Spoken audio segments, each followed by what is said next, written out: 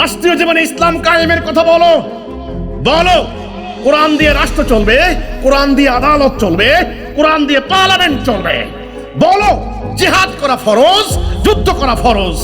বলো, আমি চ্যালেঞ্জ দেব, কওমি মাদ্রাসার হেডকোয়ার্টার ইন্ডিয়া থাকতে পারবে না। আমি লিখে দেব। তোমাদের ওস্তাদরা, আকাবিরা, আলেমরা এটা বুঝতে পেরেছেন। বুঝতে পেরে ওনারা ওই চ্যাপ্টারটা ক্লোজ করেছেন। একটা ছেলে হেফজ করে, হাফেজে কোরআন, কত কষ্ট করে কোরআন শরীফ পড়ে। মুফতি, মাওলানা, মুফাসসিরে কোরআন, 4টা ডিগ্রি তার। উনি কোন রকম মসজিদে আজান দেয়। এই আজান দেওয়ার জন্য এত ডিগ্রি লাগে? কারণ কর্মসংস্থান নাই, বেচারা কি করবে? শিল্প পড়ে নাই, কৃষি বিজ্ঞান পড়ে নাই, সায়েন্স টেকনোলজি পড়ে নাই, ভোকেশনাল কিচ্ছু নাই। একটা মুফতি সৌদি আরবে যায়, তার বেতন 10,000 টাকা। আর একটা নিরক্ষর, লেখাপড়া জানে না কিন্তু কাঠ মিস্ত্রি, রড মিস্ত্রি, তার বেতন লক্ষ টাকা। কারণ সে হচ্ছে স্কিল লেবার, আর আমার মুফতি হচ্ছেন আনস্কিল লেবার। সারা বাংলাদেশে হাজার হাজার মাদ্রাসা, কোনোটা আলিয়া মাদ্রাসা, কোনোটা কওমি মাদ্রাসা, কোনোটা সালাফি ঘরানার মাদ্রাসা, কোনোটা আহলে হাদিসের মাদ্রাসা, তাই না? এই মাদ্রাসাগুলিতে কোরআন পড়ানো হয়, হাদিস পড়ানো হয়, ফিকহ পড়ানো হয়, তাফসির পড়ানো হয়, মাসলা মাসাইল পড়ানো হয়। জীবনের একটা গুরুত্বপূর্ণ যৌবনকাল ব্যয় হয় এই মাদ্রাসায় শিক্ষা গ্রহণ করতে করতে। আপনি যেই ঘরানার মাদ্রাসায় পড়েন না কেন, জীবনের লক্ষ্য কি হয়? যে আপনি একজন আলেম হয়ে বের হবেন।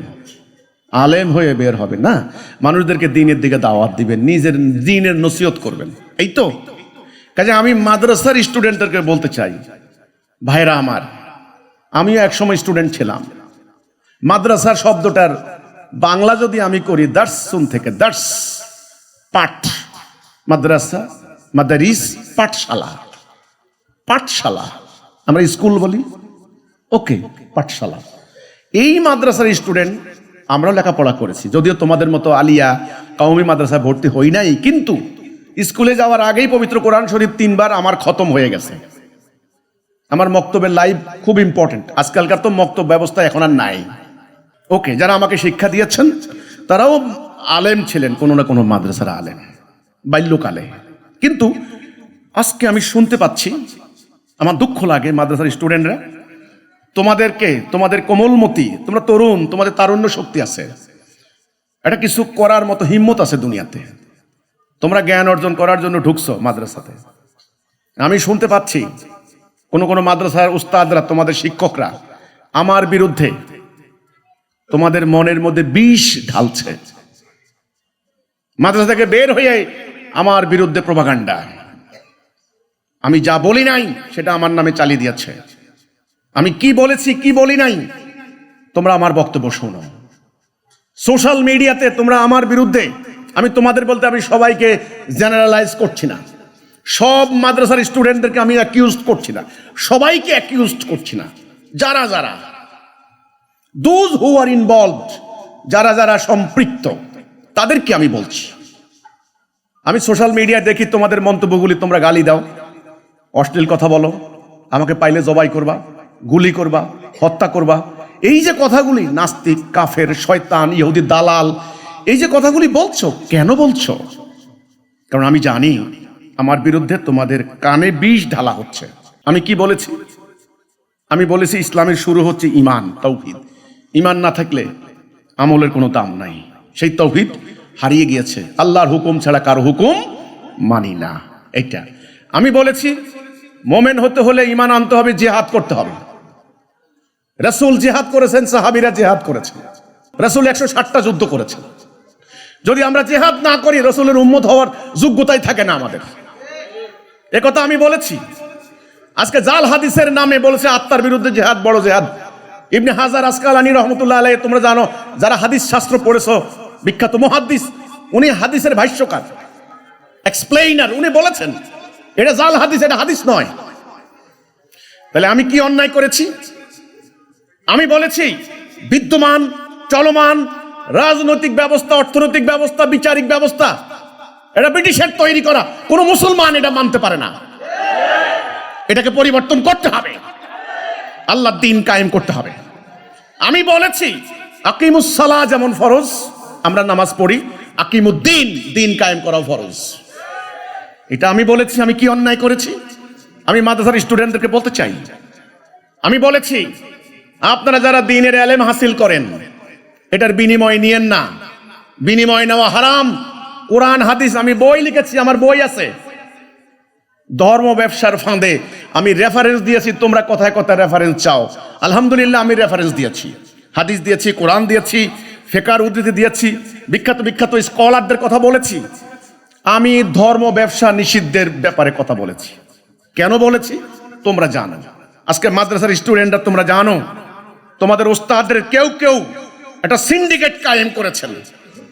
তোমাদের ইমানি চেতনাকে ভুল খাতে প্রবাহিত করে নিয়ে অপরাজনীতি করা হয়েছে, ইসলামের উপকার করা হয় নাই। বহু মাদ্রাসার স্টুডেন্ট এ পর্যন্ত রাস্তায় জীবন দিয়েছে, রক্ত দিয়েছে, কেউ খবর পর্যন্ত নেয় নাই। আর এদেরকে বললে এরা বলে আল্লাহর মাল আল্লাহ নিয়ে গেছে। তোমাদের স্টুডেন্টদেরকে হায় রে হায়, বাবা নাই, মা নাই, এতিম মাদ্রাসার মধ্যে পাঠিয়ে দিয়েছে বেচারা লেখাপড়া করার জন্য। তাকে রাজনৈতিক কাজে নিয়ে হত্যা করে বেচারার ফ্যামিলির লাশের খবর নেওয়ার কোনো হাসপাতালে যাওয়ার লোক নাই। তোমরা জেনে বুঝে আমার বিরোধিতা করো মাদ্রাসার স্টুডেন্টরা। আমি বলেছি এই মাদ্রাসা ব্রিটিশরা সৃষ্টি করেছে, ব্রিটিশরা তৈরি করেছে। 146 বছর 26 জন খ্রিস্টান প্রিন্সিপাল আলিয়া মাদ্রাসা সৃষ্টি হয়েছে। মাদ্রাসার মধ্যে জ্ঞান বিজ্ঞান শিক্ষা দেওয়া হয় নাই, ভোকেশনাল জীবন পরিচালিত করার মতো শিক্ষা দেওয়া হয় নাই, প্রযুক্তি, ভূতত্ত্ববিদ্যা, মহাকাশ বিদ্যা, চিকিৎসা বিদ্যা কিচ্ছু শিক্ষা দেয় নাই। আমি বলেছি তোমরা যখন লেখাপড়া শেষ করে বের হবে, লাখে লাখে কাতারে কাতারে শুধু বেকার আর বেকার আর বেকার। আর তোমাদেরকে বলবে, নাস্তিকরা বলবে আনপ্রোডাক্টিভ পপুলেশন, অনুৎপাদনশীল জাতি। তোমরা কৃষিকাজ জানো না, শিল্প কাজ জানো না, ব্যবসা জানো না, তোমরা কি পারবা? একটা মসজিদ হলে পরে ওখানে ইমামতি করবা অথবা মুয়াজ্জিন আজান দিবা। আর কি করবা? আর একটা নতুন মাদ্রাসা হলে সেখানে দুটো শিক্ষকতার পদ লাভ করবা। এই তো। কোথায় যেতে পারবা? না ভালো চাকরি, না ভালো ব্যবসা, পারবা না। আমি বলেছি এই সিলেবাস পরিবর্তন করতে হবে, এই সিস্টেম পরিবর্তন করতে হবে। আমার কথা চিন্তা করো, কাওমি মাদ্রাসার আলেমরা তোমরাও ভাবো, 1857 সালে সিপাহী বিদ্রোহের সময় যখন ভারতবর্ষ সমগ্রভাবে পরাজিত হয়েছে, তখন এই কাওমি মাদ্রাসার প্রতিষ্ঠাতা মাওলানা কাসেম নানুতুবি, ইনারা, রশিদ আহমেদ গাঙ্গুহি, ইনারা ব্রিটিশদের বিরুদ্ধে লড়াই করে আর টিকতে না পেরে বেচারারা সাহারানপুরে সেখানে একটা মক্তব দিয়েছেন। সেই মক্তবে কোরআন হাদিস ফিকহ শাস্ত্র ভালো করে পড়াচ্ছেন। ভালো কথা। সেই মাদ্রাসা ভারতে 80 বছর পর্যন্ত ব্রিটিশরা চলে যাওয়ার পর এই ভারতের আচরণ মুসলমানদের ব্যাপারে কি হয়েছে তোমরা বলো। কিন্তু তোমাদের হেডকোয়ার্টার ভারত। কারণ ইসলামের আসল কথা বললে তোমরা ভারতের মাটিতে থাকতে পারবে না। আল্লাহকে সাক্ষী রেখে আমি বলছি, ইসলামের আসল কথা বলো, রাষ্ট্রীয় জীবনে ইসলাম কায়েমের কথা বলো। বলো কোরআন দিয়ে রাষ্ট্র চলবে, কোরআন দিয়ে আদালত চলবে, কোরআন দিয়ে পার্লামেন্ট চলবে। বলো জিহাদ করা ফরজ, যুদ্ধ করা ফরজ। বলো, আমি চ্যালেঞ্জ দেব, কওমি মাদ্রাসার হেডকোয়ার্টার ইন্ডিয়া থাকতে পারবে না। আমি লিখে দেব। তোমাদের ওস্তাদরা, আকাবিরা, আলেমরা এটা বুঝতে পেরেছেন। বুঝতে পেরে ওনারা ওই চ্যাপ্টারটা ক্লোজ করেছেন। ফলটা কি হয়েছে? লক্ষ লক্ষ কওমি আলেম বের হচ্ছেন। কি বের হচ্ছেন তোমরা জানো। আমি আবার বলছি, তোমরা আরবি খুব ভালো জানো, খুব ফার্স্ট ক্লাস, খুব সুন্দর, তোমরা খুব উচ্চারণ পারো, লেবাসে ভুল ধরতে পারবে না তোমাদের কেউ। কিন্তু রাষ্ট্রীয়ভাবে কোরআন না থাকলে কি লাভ হয় এগুলির? একথা আমি বলেছি। মাদ্রাসার স্টুডেন্টরা কত নির্বাচনে তোমরা যে সমস্ত ধর্মীয় দল করো, তারা বলেছে এক বাক্স নীতি, এক বাক্সে ইসলামী ভোট আসবে, আল্লাহর আইন কায়েম হবে। হয়েছে? হয় নাই। যার যার দলের অহংকার, ক্ষমতার অহংকার। ইসলাম থেকে তাদের দল বড়। না হলে কেন হাটহাজারির মতো একটা বিশ্ববিদ্যালয় মানের এত বড় মাদ্রাসা, সেখানে ছাত্ররা মারামারি করলো কেন? হয়েছে এটা এমনি এমনি হয়েছে? এর একটা পুঞ্জীবিত ক্ষোভ তারা লালন করছে ভিতরে ভিতরে। হ্যাঁ, ভালো কথা, কিছু কিছু আলেম বলতে পারেন ভালো, ওয়াজ মাহফিলে ভালো বক্তা, খুব সুন্দর করে ওনারা বয়ান করতে পারেন। ওনাদের একটা মাহফিলের বাজার সৃষ্টি হয়েছে, লাখ টাকা 2 লাখ 3 লাখ টাকা দিয়ে ওনাদেরকে কিনে নেয়। এটা কি লক্ষ লক্ষ স্টুডেন্টদের জন্য সম্ভব? এই বাজার কয়দিন থাকবে? এটা বাংলাদেশে করতে পারো, ইন্ডিয়া যাও, চীনে যাও, সবার জন্য সম্ভব নয়, কিছু লোক। তাহলে যেই সিস্টেমের ফলে কিছু লোক পয়সাওয়ালা হয়, এই সিস্টেমের নাম হলো পুঁজিবাদী ব্যবস্থা, ক্যাপিটালিজম। আমার ঘরে ভাত নাই, আমি মুফতি, আমি মাওলানা, আমি এই কথা বলেছি। আমার কথা ভুল হলে আমাকে ফাঁসি দাও।